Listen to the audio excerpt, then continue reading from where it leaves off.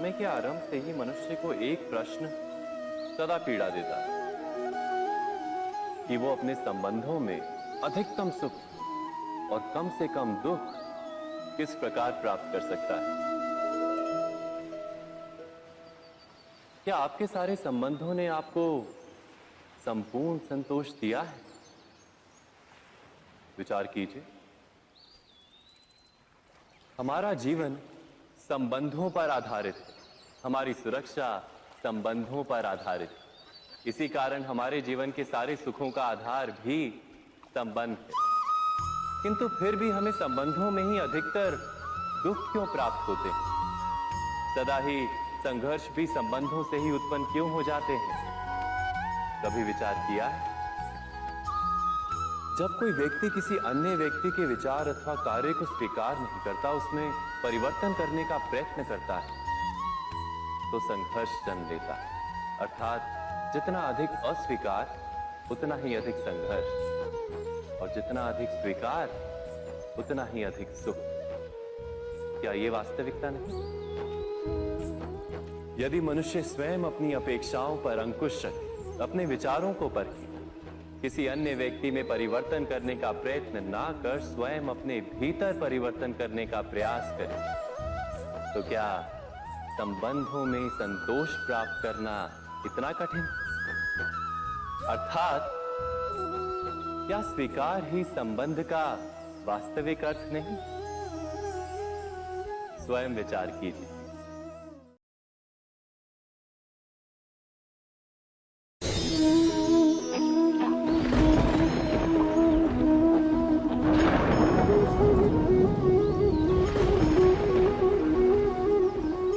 सपनों और पूर्वाभासों के आधार पर हम भविष्य के सुख दुख की कल्पना करते हैं।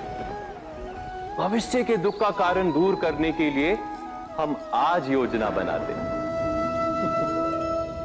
किंतु कल के संकट को आज निर्मूल करने से हमें लाभ मिलता है या हानि पहुंचती है? ये प्रश्न हम कभी नहीं करते। सत्य तो यह है कि संकट और उसका निवारण साथ जन से, व्यक्ति के लिए भी और सृष्टि के लिए भी। नहीं, आप अपने भूतकाल का स्मरण कीजिए, इतिहास को देखिए।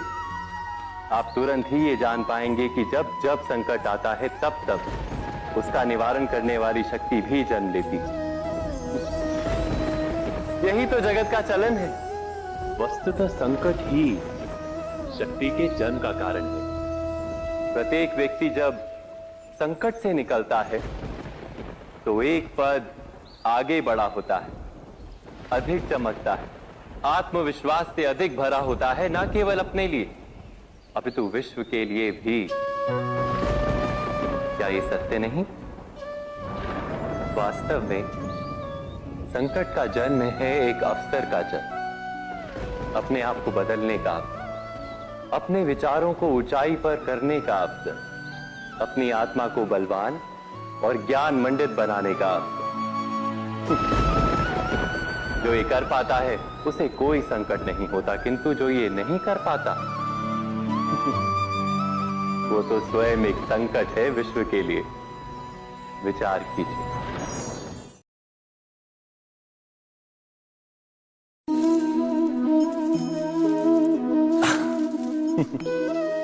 मनुष्य के सारे संबंधों का आधार है अपेक्षा।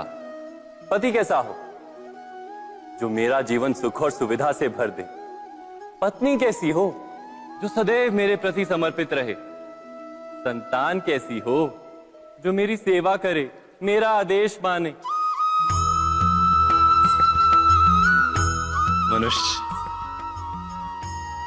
मनुष्य उसी को प्रेम भी कर पाता है जो उसकी अपेक्षा पूर्ण करता है, और अपेक्षा की तो नियति है भंग होना।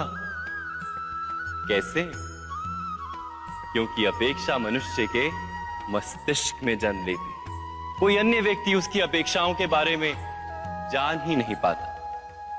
पूर्ण करने की प्रामाणिक इच्छा हो तब भी कोई मनुष्य किसी की अपेक्षाओं को पूर्ण नहीं कर पाता, और वहां से जन्म लेता है संघर्ष। सारे संबंध संघर्ष में परिवर्तित हो जाते, पर मनुष्य अपेक्षा को संबंध का आधार ना बनाए और स्वीकार करे केवल संबंध का आधार, तो क्या ये जीवन स्वयमेव सुख और शांति से नहीं भर जाएगा? स्वयं विचार कीजिएगा।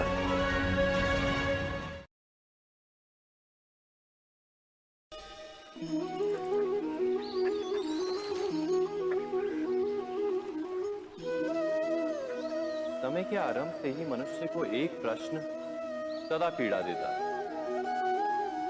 कि वो अपने संबंधों में अधिकतम सुख और कम से कम दुख किस प्रकार प्राप्त कर सकता है।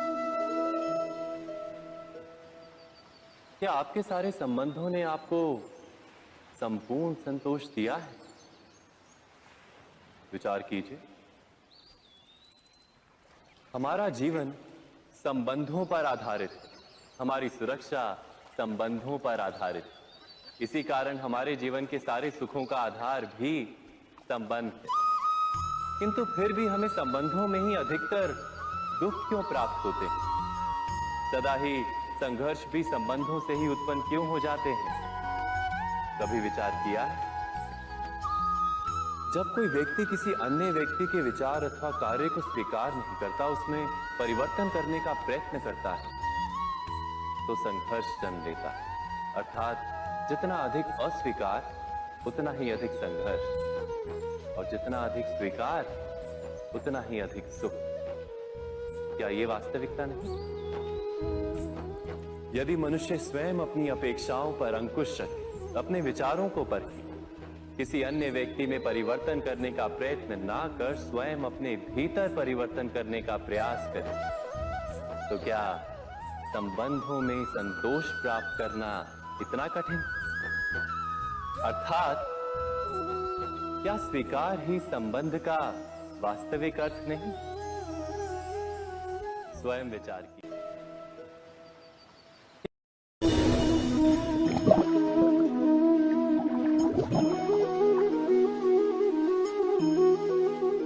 इस संसार में आने वाला प्रत्येक बालक संपूर्णतः संस्कार रहित होता है। उसके अंतर पर ना किसी अच्छे संस्कार के चिन्ह अंकित होते हैं, ना ही बुरे संस्कार के। अर्थात जन्म से बालक में ना कोई गुण होता है और ना ही कोई दोष। तो ये दोष अथवा गुण किस प्रकार प्राप्त होते हैं? क्या हमने कभी विचार किया है? जो बात माता पिता के मुख से निरंतर सुनी जाती है, वही बात उनकी संतानों के हृदय का संस्कार बनती है। जैसे किसी गांव में नदी तट तक एक पगडंडी बन जाती है केवल उस मार्ग पर बार बार चलने के कारण। अर्थात माता पिता के हृदय की इच्छाएं उनकी संतानों के हृदय का दोष अथवा गुण बनकर जन्म लेती हैं। क्या ये सत्य नहीं? पर फिर भी जब उनकी संतानों में कोई दोष दिखाई देता है, तो माता पिता आश्चर्य और दुख से भर जाते।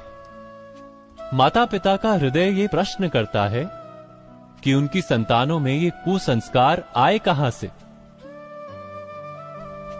सत्य तो यही है कि माता पिता अपनी संतानों को अनजाने में ही कुसंस्कार के बीज दे देते हैं, जो उनके संतानों की हृदय भूमि पर कुसंस्कार का वृक्ष बनकर उगता है।